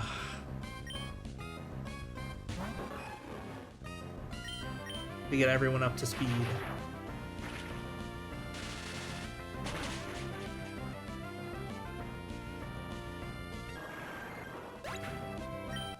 Yeah, Manectric, Skarmory, Swampert, almost there. Everyone else, not so much. Still 48 or lower. Weezing's like 46 right now, right?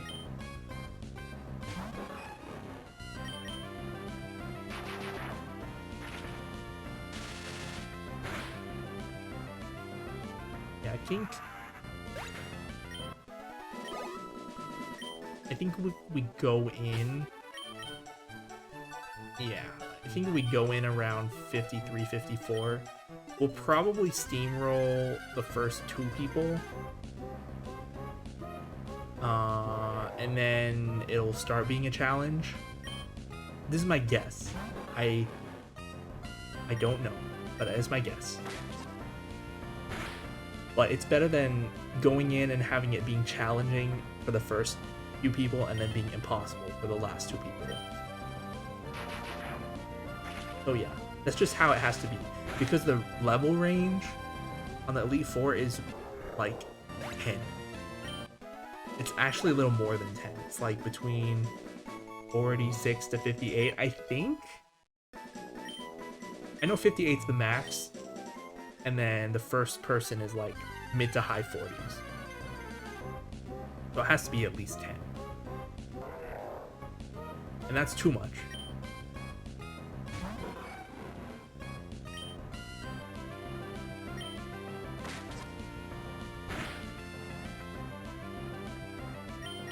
I also know that Steven's not the champion in this game, but you can fight him as like a post-game boss later, but his Pokemon levels are in the 70s.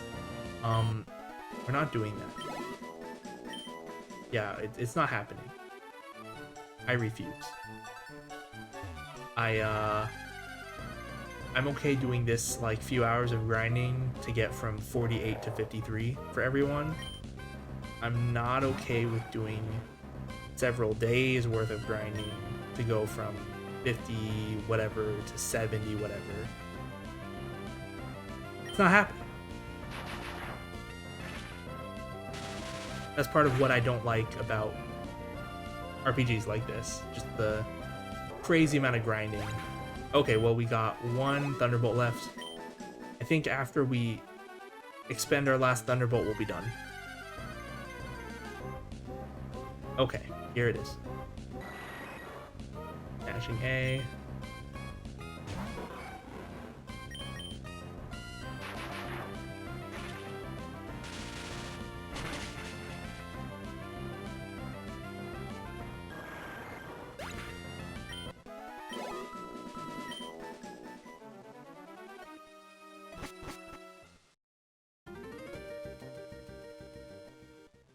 Did the area name sign go away faster because I got on my bike? Or is that just me? In any case, it doesn't matter.